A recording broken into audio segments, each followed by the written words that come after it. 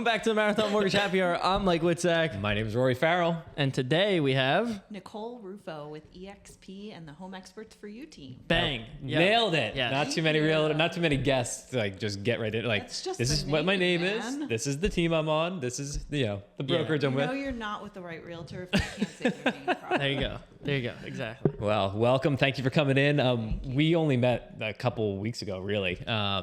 And I was like, she needs to be on the podcast. She's going to be good. So we might have to cut this one short. Yeah. We might be going for hours. Yeah. I don't know. I'll give you gold right from the gate. There we go. We'll get clips. But yeah, thank you for coming in. Like I said, we only met a couple weeks ago and you're already like, boom, boom, boom. We got 2 deals going right now. You're like very efficient, very communicative. And I was like, let's bring her in and hear about her history and see what she's about. See what she's about. So not over communicative. I would take over communicative rather than the opposite way. It drives. I'm like very organized. Like I communicate. I want everything. Like I want everyone to know everything, without like going too far. But like I'd rather know than send a text to somebody and like 4 days later I'm like, I wonder if they got that. Yeah. Recently I kind of like had to reinvent my whole business really. And I was in the market for a new lender, and I just vibed with you immediately. Actually, before we even spoke, you were speaking at one of our team meetings. Yeah, that's what I was like, how did she even... And then I remember I sat in with you guys at one time. Just the way that you just presented information, just really basic, like communication, really. And I can't say that all my clients communicate that way, but I do. And so if I can help translate and I understand what you're saying, I feel like that's super helpful. Yeah, you do a lot of communication behind the scenes so that when you do go to clients, it's like, all right, we've gotten confused and we worked out a kinks behind the scenes. Now we can go to the clients and like present concise information. Because it's, I mean, the two that we have going on right now are confusing and there was a lot of moving parts. So. And both of their communication styles are very different from each other and from each other as partners because we're working with two spouses. Yep. So, and I swear that's like the most difficult part of this business because I'm a very like black and white thinker, not a lot of gray area. And if someone else's communication style is more vague or just differs from mine generally, it takes me a minute to kind of hone in on how to present information to them in a way that they can understand it. That's an art for sure. Oh yeah, for sure. And especially because every client's different, and every lender's different. So it's like trying to like pare down to what's important, what's going to be the valid information that I need to tell you and then not fluff it up with stuff that's going to be more confusing. For sure. I was interviewing another lender and I asked a really basic question and ultimately decided not to work with him just based on how he answered that question. Did I have an interview I didn't know about? Yeah, totally, definitely. You're still in. I'm interviewing as we speak. For sure. That's good. That's totally fine. But I mean, there are times where like you're just not going to vibe with the lender or the realtor, and it doesn't mean they're not a good lender or realtor. It's just like if I'm going to be sending you business and we're going to be communicating a lot and working together a lot, it's like you got to enjoy that person. You got to be able to feel comfortable with it. So I feel like I wish I was so good to, as much as I love you, have maybe more than one lender that communicates in different ways and then pair people up according to their communication style. But that's like next level. I'd rather be able to communicate with the people that I'm working with and then translate accordingly. We say it all the time too. Like, I never expect someone to just work with me and then not have another option, whether you're a realtor or a client. Like we're confident in what we do and what we're good at and our rates and our fees and our communication, our efficiency. Like put me up against anyone. Like if I lose, I lose, quote unquote lose. But I feel confident in the way that we work and, you should shop around. It's $500,000 loan amount. Sometimes you got to shop. Yes and no. It's terrifying to me to know that some of my buyers pick lenders out of a phone book. That's different. Yeah. And they're using some smacked ass unknown, person that is just not going to close the deal. And I've had to work with them through a transaction before, even with the most qualified buyers, they figure out a way how to, drop the ball. We work with we have a couple lenders that we could send loans to that are like that. You're like, I just gave you a layup. And you're still fucking this up. How are you doing this? How are you doing? It's terrible. It's scary. I mean, that's part of this industry. Is like, I don't know what the qualifications are to get into lending, but the bar for entry into real estate is so low. It's pretty low for us. I would say. I mean, you did both tests, right? What was that? I did both tests. real estate? I took the classes for real estate. I never took the exam, but the exam, would have been easy. The same thing with here. I think you have to. The only difference with being a lender is you have to get a background check and you have to get a credit pool. We have that. Oh, you guys have a credit pool too? Not credit pool. But Okay, we have a yeah. Background check. So they like I have a barely credit. made it. No. We didn't ask what came up. No. But it's like 120 multiple choice questions. It's Okay. I mean, you do have to. It's not like anyone. not, can you do it. can't just walk in there and do it. You have but to commit to studying, yeah. and it's the same with real estate. Like, If you put your head in the book for Education. 2-3 weeks, you could pass the exam. Yeah. Do you have like education requirement? yeah, Yes. every year it's depending on where you're licensed and how many states and things. Anywhere from 8 to 14. 14. Yeah, I think at we do, least. 14 Yeah, I hours, think yeah. I do 14 because it's Similar. PA and Jersey. Yeah. So We Yeah. should switch someday. no, thank you. Pass. I think I'm good at what I'm good at for a reason, and I Yeah. think realtors are good at what they're good at. But what I was saying is, I mean, like you said, the barrier to entry is not that. So anyone can really do what we do, but like the difference between being a realtor and being a good realtor, or being a loan officer and being a good loan officer, it's a huge Massive. difference. And that's why, I mean, we always say it: 10% of 10% of the People do 90% of the business, Yes. because like there's a lot of shitty people in our profession that just Yeah, don't but if do you it. ever want to shop Rory around, just call me. yeah, I got another guy. yeah. All right. And that I think is the key, is like being able to shop around, but make sure you're shopping to 2 or 3 good lenders. And Yeah. that's like, if you have 2 or 3 people who you're like, I don't care necessarily who they go with, I know they're going to be in good hands no matter what. Like that's the key, Yeah, right? for sure. And then it makes us more competitive. Like we have to be, because if they're shopping around, then it's like we got to be better than the next guy, which Right. means Yeah. we have to be more communicative. We have to be available on the weekends. Not that we're not anyway, but like, we need to have the lowest rates and the best fees and all that stuff. Like competition forces the client to win. And I know that you're supposed to be interviewing me, but I got to ask while we're on the topic. Aren't there like really I mean, Rocket's like the thing that comes to my mind, that they sort of dangle this magical rate in front of the clients, and Yeah. then I mean, how do you combat something like that? Do you just kind of like break down? I know that like if they're delivered their closing cost estimate, like they're supposed to be, they'll say that they're paying a fortune. And We always just say get a loan estimate. Yeah. Get a loan estimate and see what it looks like, and then we'll tell you the truth. Like, and if it's, I literally got one today that is with a local bank. That was just, I mean, they just have a better rate. Like, Yeah. there's no fees attached to it. They're a local bank, and sometimes banks are offset with where rates are for brokers, and sometimes they're offset and they're higher, and sometimes they're offset and they're lower. And this one happened to be lower, and it's just like, I can't beat that. So I'll tell you the truth. But if you send me a loan estimate and they're charging you $15,000 to get that rate, but Right. they dangled Pretty this easy. like nice rate in front of you, I just point that out. I say, hey, here's where this money's going. Here's why they're charging you it. And then that normally kind of, And like, if we were going to charge that, then we could offer you this rate. Yeah. 100%. No, I'd love to see, follow that deal and see if it gets to the closing table, because, 4% You never know. of 0 is still 0. Like, Yeah, 100%. If you don't have a house at the end of the day, then doesn't that kind of defeat the point? Yeah, no, 100% does. Yeah, and that's what I think the biggest thing is like, yeah, sure, you can shop us all around all you want. Like, we've had people shop us around for 3-4 days, and they'll call lenders in Ohio or, out west and like South Dakota, whatever, wherever they can get a low rate. And we'll be like, yeah, the loan estimate's fine, but go in the reviews. They have like 15 one-star best. reviews that say, hey, I was about to settle my home and I had to cancel because this lender didn't pull through. And it's like, okay, yeah. Or they give jack you- my rate up at the last second Yeah. because Yeah. they weren't locked in. They charge all didn't these realize. fees, like they Or, never like, told me about. Were you able to reach them outside of, 9 Yeah. a.m. to 2 p.m., Exactly. Pacific time? Exactly. Yeah. I'm picking up your phone call at Monday, 10:30 at Tuesday, night, or dude. Like, Wednesday, yeah. yeah. What are we doing? And so Crazy. it's just that level of service we provide is, I think, what, ultimately ends up winning a lot of the deals. For But sure. we're also extremely competitive too. We most of the time we can really compete on rate. And that's the slam dunk. I mean, again, it's hard to pitch it to buyers sometime because, I have to stress to them that they can choose whoever they want. But at the same time, if you're not choosing someone that I'm recommending, I make no guarantees about whether or not you're ever going to get to the closing table. So like, Yeah. I come in kind of strong like that because I don't think that people really understand. I use these people for a reason. It's not just because they get the deal done, because then no one would use them if their rates weren't also competitive. Yeah. So, Yeah. yeah, it's exactly. got to be that magical combination. 100%. And it's like also the other things too. Like, yeah, we provide great service to them, but like we're calling the listing agent. We're, getting approvals out as soon as possible within a couple of days. The Like, podcast we just did prior to this one was like basically 5 ways that we help you get your house under contract. And a lot of the things that we talked about was from the past 2 deals that we like.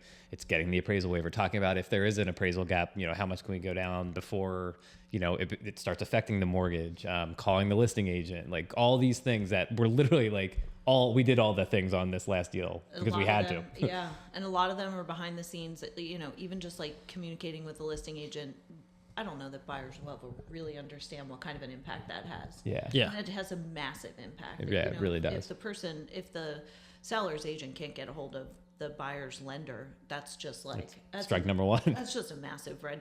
Personally, I don't even consider the offers that come in like that. Yeah. Well, especially when there's like quick commitment dates and stuff like that. You're like, if you're agreeing to accept an offer that has a 7-day commitment date and you can't even get in touch with the lender within 24 hours or whatever, it's like, how confident are you that that commitment's actually going to be issued? For sure. Yeah. Yeah, it's crazy.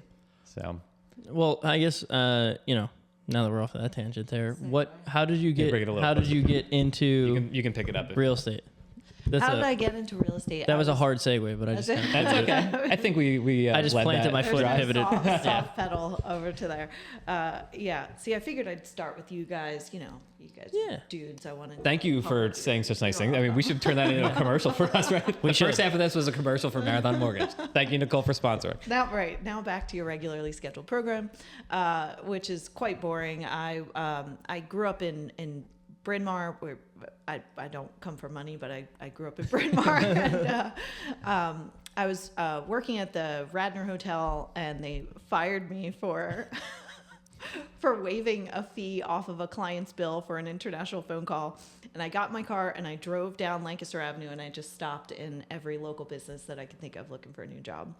And I ended up at another brokerage in Bryn Mawr, and there's How much whatever, was this fee? How much was this international fee? It was expensive. It was like $400. Holy like that. Phone shit. bill for $400, something like that. That's how you know this was a while ago, because Yeah. now you're just on your international plan. It was, Yeah. I mean, it was so ridiculous, and I knew the inner workings that we didn't pay. Whatever, it doesn't matter. Yeah. You're just helping somebody I feel out. bad that I'm plugging Radnor Hotel, but I'm not plugging my first Got brokerage. it. It doesn't matter. I ended up getting a job as a front desk person at a brokerage in Bryn Mawr. And I was 19, and I just like dove in head first. I think I was currently at Penn State doing I don't even know what I didn't even select a major yet, and I just started working there full time. I think we were open on the weekends. I was working 7 days a week, and then I ended up becoming the office manager, and then the accounts manager, and then I was the team leader's assistant, and then acted as team leader in the absence of other team leaders. I started recruiting agents. I was doing all the onboarding, and then a lot of the new agent training. And then I was kind of like, I should probably just do this. You're like, I'm myself. training This agents. is- Why am I not an agent? I mean, it got to the point where, and I was there for a very long time. By the time I left, I was the team leader assistant and also an agent, and that was, I think, 10 years in. I was at that office. Oh, wow. So, yeah, once I And started. that was just random. You just went to a bunch of businesses and they were like, we need somebody. And God, Yeah. 20 years later. Yeah, I went into a different business, and then she was like, well, actually, we're opening a brokerage, and that's how I totally landed there. It was- Wow, that's crazy. Wow. Yeah, very much by chance. And if I'm being honest, I was really perfectly geared for like the new agent training and Yeah. getting people onboarded and getting them up and running in the systems. I was extremely organized. And then the only reason I really pivoted into sales was because it felt more rewarding, and I was able to make more money that way. Yeah. So, yeah. And then I left that brokerage. I teamed up with a mega agent on the main line area, and left that brokerage to become a full-time agent with her into another brokerage. So And yeah, it was just kind of, I mean, I never really looked back after that. So When you were transitioning from doing like the more admin stuff versus the sales stuff, Yeah. was there a transition period where you're doing both to like kind of Yes. supplement, like, because it's tough being, especially when you're young, it's tough being a new agent. yeah, You're like, how old are you at that point? I was in my late 20s. Okay, so I mean, Yeah. you don't know a ton. Like, it's not like you have this like pipeline full of people who are Very trying to give true. you business. It's like you got to kind of earn that business at that And age. what year was this?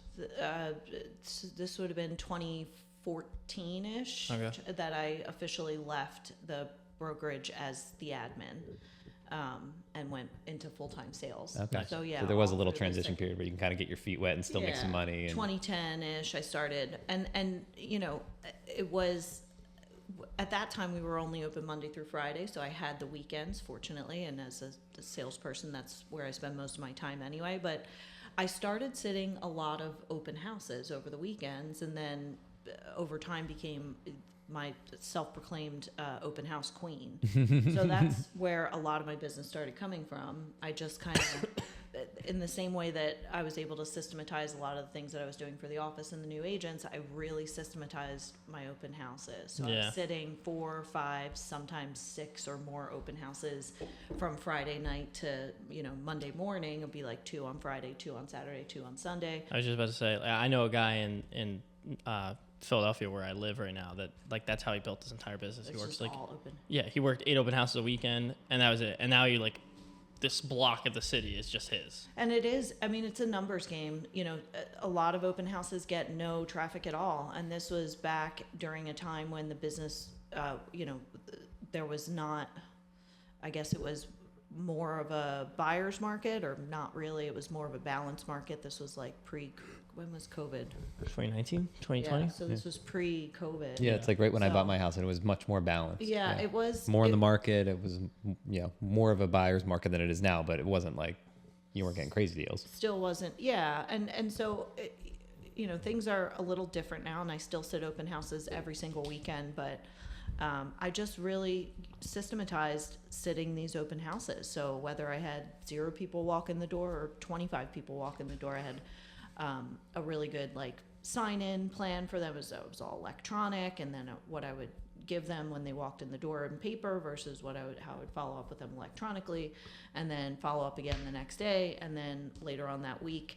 I'm not really like a hard sell person, so that was never really, you know, if you don't want to talk to me, I don't want to force you to talk to me kind Yeah. of thing. So I'd provide them like really basic information, and then like, you know, always look up other houses in the area and say there's such and such that's similarly listed. If you're not interested in this one, I'd be happy to go show you.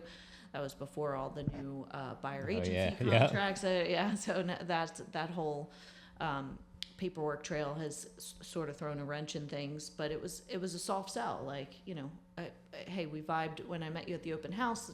Do you want to, you know, can I show you a couple other things and see if we work well together? And Yeah, smart if I'd be idea. able to help you. And you've sat open houses with realtors before, and I have as well. It's like when you get there, it's kind of all set up and it looks like it's easy, but like doing all that stuff ahead of time is probably the difference between whether you're going to have another client come out of this or not. For sure. Like having And a system in place. More so the follow up afterwards, Yeah. which I'll admit I'm still really not even good with, because I don't know. I feel like I've gotten to a point where I know myself and my personality style, and I'm able to identify the personality style of any potential buyer quick enough that I kind of know if it's going to work. Right, yeah. Oh, okay. And I don't want to force or forge a relationship, because this is an insanely like intimate, personal, emotional process for them. And if it doesn't feel like we can feel safe with each other, or they can feel safe with me, I guess, really, you know, I want to be someone that my clients feel like they can come to. Yeah. Tara is an excellent example. I've chatted with her for hours on end over Oh, the yeah. last couple of weeks, and I mean, we've cried together. I was just going to say the emotional, like I've only worked with you a couple of deals, and I've only known you for a little bit, but like you can tell that you're emotionally involved with your clients. It's exhausting. Yeah, no, I can But it imagine. is, it's like Truly you, like exhausting. that's a value that you bring in, having the kind of the awareness of like, hey, if we're not going to vibe, like, I mean, maybe I can't put in that emotional and, support to you because that's your business. That's how you handle your clients. And if it's not going to be a good fit, or it's not going to be reciprocated or appreciated, it's just too personal of a process. You can't force that with someone. It's, maybe in commercial real estate, it's different, but this is just way too, a lot of my clients are first-time home buyers. And I've been a first-time home buyer. I know what kind of emotions go into that. And I'm like a very indecisive person when it comes to my own personal decisions. So like, I remember the turmoil that I went through. It's like, you really need to have like this implicit trust with each other. Yeah. And if you can't build that, it's, how am I supposed to give someone advice if they don't respect my opinion and Yeah. if I'm not understanding what specifically they need from me. So yeah, open houses ended up to sort of be my forte. I ended up sitting a lot of open houses in the Manioc-Roxborough area, met a lot of my first-time home buyers that way. And then fortunately I was able to make enough of an impact during that first transaction that they circle back. And That's the key, come right? back. And then I'm selling their houses in Roxborough, Manioc, and we're they're all buying a van and moving to the suburbs with their kids and their dog and their picket fence. So yeah. Yeah, that's nice. Sorry. That's okay. Who is it? Oh. Answer it. Go on. Yeah, put it on speaker. Hello, you're on podcast. So and you said you still are kind of working those open houses and stuff. Yeah. Like, you still feeling like that's a good source of business for you, and like your same systems and It's different. It's It's gotta be definitely different. than it used to be. different market though too. It's a right? different market. Again, what we talked about with, having to get someone to sign a contract from day one, you can soft pedal into that as many ways as you want. People are still going to be hesitant to put pen to paper if they just met you 5 minutes ago. So that it is different, but I still sit open houses every single weekend, at least 2, if not 4. And I also just feel like, even if, I sat several open houses just this past weekend where we had no traffic at all. And I'm never sour about that. I never feel like upset about that. To me, it's not a waste of time, just getting out there and like seeing what the traffic's like, seeing what the houses are like, seeing what the inventory's like, what the pricing is, if this house is getting activity but this one isn't. It just doesn't feel like a waste to me. I'd rather just be productive in that Saturday afternoon and just sit at this weekend. I sat at one of our team members' beautiful multi-million-dollar house. And Yeah, that's not a bad. I just Could be chilled worse. in their kitchen. I had lunch and made like a coffee espresso with it. Why not? But yeah, I'm happy to be out there now. Of course, things will shift again now that it's spring. I have been very fortunate enough to have a lot of business come my way over just the last couple weeks. So now I'm personally busy on the weekends with my own clients, and that will always, take Priority over the open houses. But it sure. is nice to be a part of the team where, like, hey, if I'm feeling a little slow with my own personal stuff, like, I could still gain value out of this team and sit there, help them, but then also, again, gain information about certain markets or whatever by sitting in these open houses, maybe get a new buyer. For sure. I created relationships with, being the admin for the other brokerage that I was with. A lot of agents have this totally false but amazing opinion of me. No, not really false. I'm pretty awesome, but no, they, I helped them a lot when they were first getting started, or if they were transferring from another office. So I was able to build really good relationships with other realtors in the industry, which, as a sales industry, you would think it's not really important, but it is so important. Yeah, you have to work together. So that helps, and it's helped, in transactions where we're competing against 10 or 12 other people. These people know my name. I helped them when they first got started in the industry, and they already know. They don't have to like me personally. I mean, it doesn't hurt, but like they know that I know how to get shit done. Yeah, so that's you're reputable and you're reliable. But I made relationships with agents, a lot of agents that have a lot of listings, and so I maintain those relationships, and I continue to sit open houses for them now, plus with the home experts team and all the amazing agents on that team. I definitely have sort of my pick when it comes to which open houses I want to see over the weekend. It's a fun team too. Yeah, that's amazing. And I've known those guys. I onboarded them at this previous brokerage. Oh, actually, really? Which is how. Okay, cool. Yeah, so that was. Oh wow. Yeah, that was 10, 15 years ago. And so I already had really amazing relationships with them. Is that how you got to this team? Because Yeah. you're relatively newer with that team, right? That's 6 Quite months, new, yeah, 4 months. October, I think. Yeah, so 6. Yeah. Yep, that's exactly right. Six-ish months, and as being an independent agent for as long as I was, it's been challenging for me to learn some of the team systems and try to get involved with. I mean, they're just really good with just like motivating and like team events and like, Community outreach group and charity.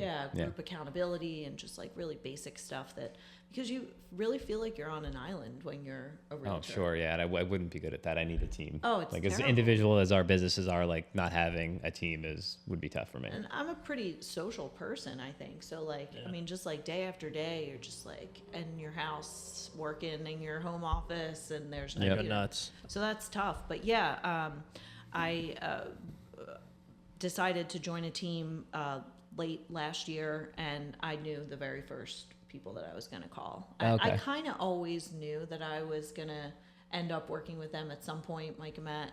I actually I think within the first week that I met Mike, I said to him, that I would work with him one day.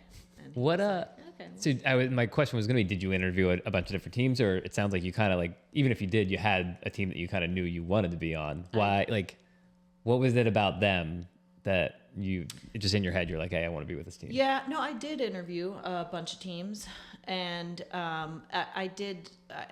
They had an unfair advantage already because I had, a pretty strong inkling that I was going to end up with them. But after interviewing, it became even more apparent. I think it's just, and I think building a team, like everything else in this industry, it's just so informal. You can hire your daughter and your niece and your cousin and then call them team members and give them leads, not give them leads, have them submit via a system, put your name on their listing. Not, there's no rhyme or reason to building a team in real estate.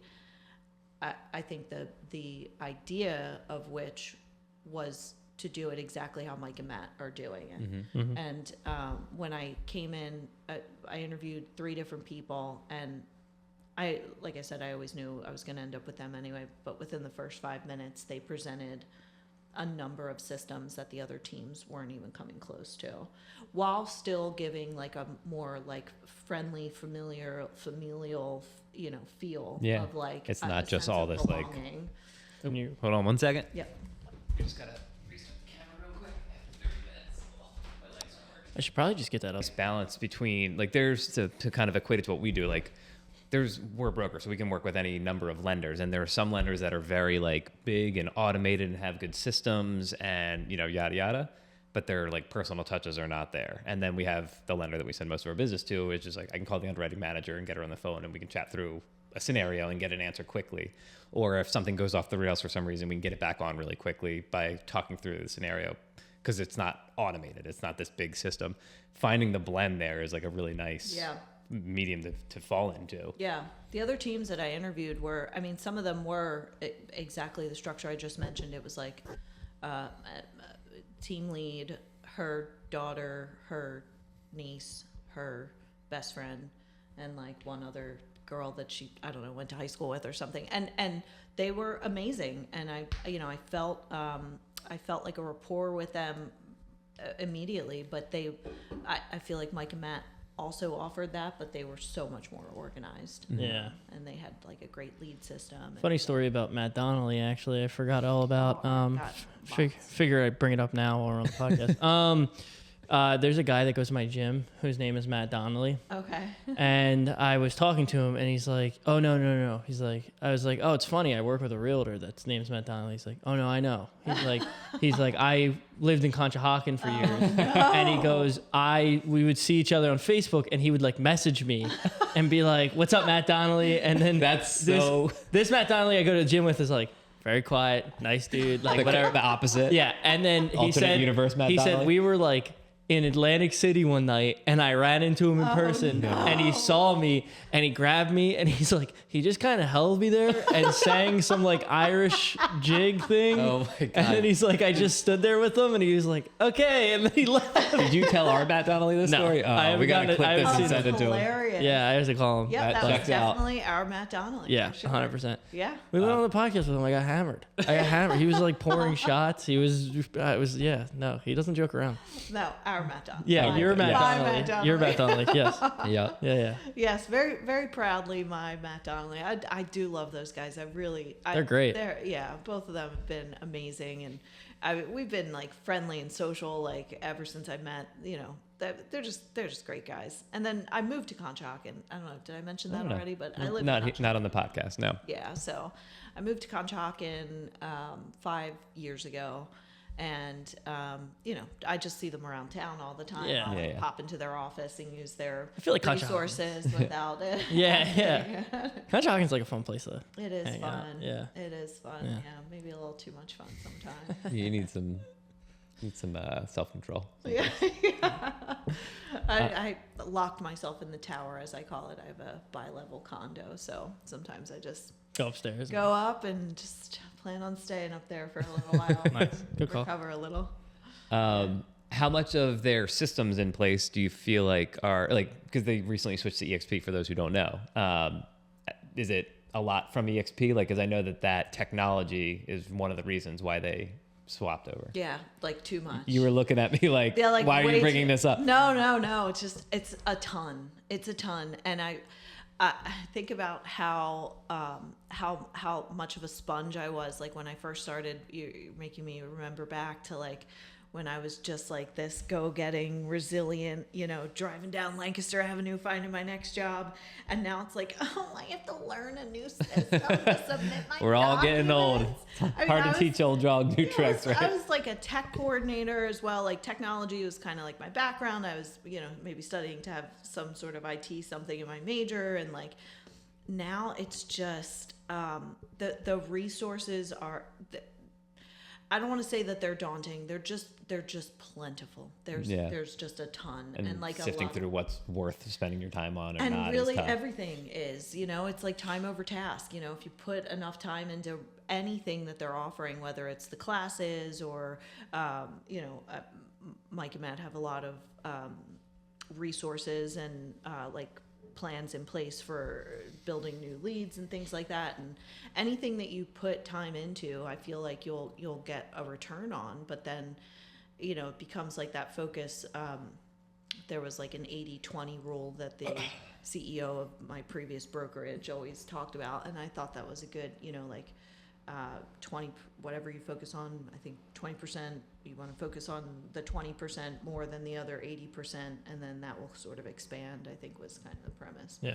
Yeah, so it's been, I've been there for 6 months, and I'm still sort of just like dabbling in all of the resources and not getting the return that I need. So I really need to like buckle down. And I was just talking to Matt actually on the way here, and we kind of set up a plan to just kind of laser focus in to one thing for now, and then we'll see how that works out. Yeah. Good. Yeah. And that's a good segue into 2025 and the back half of 2020. Like, what are you excited about? What's the goals? Like, what are you looking to get out of 2025? Yeah, I mean, now that we're halfway through it, it's crazy that we're almost halfway through. I know, it's wild. Yeah, I mean, just really anything that will allow me to just take off to Punta Cana for like the last I 6 love months that of goal. No, I'm just kidding. Of course, I love staying in Conshohocken and working every weekend. I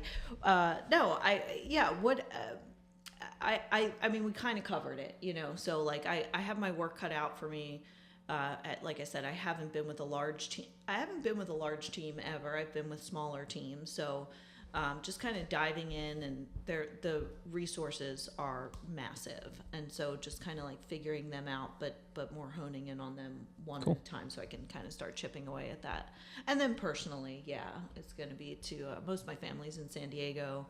My brother and I have a little garage band. I like to do a little bit of diving, a little bit of scuba diving. Did we talk about this? Free diving, San Diego at all? spearfishing. What? I don't know if we talked about this. We can talk about this off air, but my brother lives in San Diego as well. I used to live there. Yeah, so we did talk about that. All right, cool. What part? He's in North Park. Oh, that's right. Yeah, Yes, yeah. we did talk about Yeah. that. My All right. brother started there. He's in Mission. He's That's in Mission Beach now. Yeah. Can we just for like a work related thing? Can we go spearfishing? Yeah. Can we somehow write this Yeah. off? Is We'll that what you're just saying? GoPro it. Yeah. I mean, be a yes, segment of the podcast. 100%. That is. Oh, it's so sick. I want to go so bad. I've been. Do you have your dive cert? No. Start with that. Okay. For sure. All right. And then, I mean, just take a couple dives. Like, My mom was certified for years and stuff, and like did shipwrecks and all that. Oh, she's stuff. yeah. But Advanced. yeah, I'd have to go do all that. It's so fun. But in La And- Jolla, you can kind of just like do like right off the coast at the Cove, right? Like you don't even need your license or anything or your certification. Not really, not for spearfishing. Yeah. I guess not technically. I guess technically you don't need your license for anything unless you're going with another instructor that's licensed, which is ideal. You don't want to be out there by yourself. But yes, I did end up getting my cert through Patty for free diving and spearfishing's kind of like an add-on thing. But it's amazing. All right. Yeah. All right. We go to the Coronado Islands. Oh hell yeah! Coast of just like sail off the coast of San Diego, and the seal pups are born in January, and you dive with they're like puppies. They're like actual puppies. They just like come up to you and they're like barking in your face and like swimming around you. And Wow. I speared a sheep's head and we Oh, made nice. ceviche out of it. Yeah, That's pretty. That's gnarly. cool. Hell yeah. Yeah, so fun. Good All right. stuff. San Diego's All the right, best. cool. Yeah. We'll plan on that. Yeah. We'll sure. put it in the books. All right. Anyway, sorry. What were we talking about? I don't even know what we were A talking win? Sure. Yeah. Win. Do you have a win? It's got to be. I think it's a good the one. Under contract in Ambler.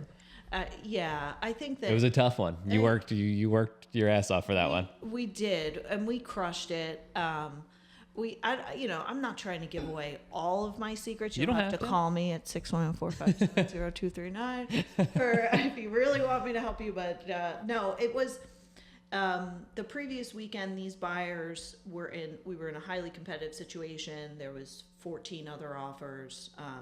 I was pretty clear with them about what they had to do to get it. They weren't quite able to get to that number, and we lost. We were in third place that week. And so the following weekend, they found another house that they absolutely loved, and they wanted to move on it. And so we did it really quickly, and we were able to capture it for them. And they are completely beside themselves. And it's just, it's crazy out there. I mean, just as a testament to, working with a good realtor, it's like I said, the bar for entry is low, but like to be really good at it, you really have to have some practice and, just perfection in that craft, because they would not have gotten it if we weren't able to move as quickly as we did. And we got a lot accomplished within 24 hours. You pulled out all the stops too, like all the little tricks of the trade. Like you really had to utilize them all. I think we were at the house 4 times within 24 hours, within the first 24 hours that it was listed. Yeah. So we just kind of kept going. We went for multiple showings. We did some other things that we were able to help them clean up their offer a little bit. And, yeah, they shut it down. It was a good one. House. Awesome. That was solid. Wow. Yeah, I was tired. Yeah, no, that's great. Good. But hopefully it'll be a good one. And you talked with them more than I did, obviously on your end, but like you could tell like they're just fired up. They're excited. I saw them last night. Oh yeah. Mr. Buyer, he's like an engineer, like a naval engineer, Yep. I think. And I went to the house that they're selling in Roxborough, and he made this cabinet inside of their first floor with the HVAC system in there, and it's behind a bookshelf, and you pull out one of the books and it releases the That's shelf. so and the cool. Shelf opens up, and then That needs to be like some sort of like like in the listing photos or something. It's Yes. gotta be. That's cool. I'm trying to figure out how to market that, because I thought that was kind of a little Harry Potter magic moment. That's there. cool. Yeah, it That's was really I was cool. at a listing that had similar thing, but it was like a bookshelf where it like pulled out and it like went back into this little like storage area. Like they weren't doing anything with it, which is crazy. It was such a were no cool bodies space. back there There or was just like anything? pillows and mattresses just stashed around. I'm like, this could well, be so cool. Yeah, maybe you never know what's going on back there. It was no comment. Whatever was going on back there didn't look fun. I'll say that. See? But it's like that's like such a cool like it's just unique. It's like not that houses need that much marketing these days because like any little touch is like really cool. And I had never seen, I mean, you see things like that in, like love it or list it Yeah. shows. Yeah, But like yeah. I thought that was so. She literally pulled that book out, and it was like a trick door to Yeah. access their I'm trying to air think. I've been in handler. so many houses, and like I don't think I've ever been in one with a secret door. Secret doors are cool. Seen that's all pretty kinds of crazy The shit. coolest thing I've ever seen probably was when I used to work for Amazon. That like hippie couple let me in their house the one time. They were like, "Oh, come in, drop the package here," or whatever. It was like a big box, so they just opened their door. They had a rock climbing wall like on their side of That's the wall. cool, yeah. Awesome. And they lived out like their fridge was one of those giant like glass door fridges, the ones you see at like restaurants or whatever. Yeah.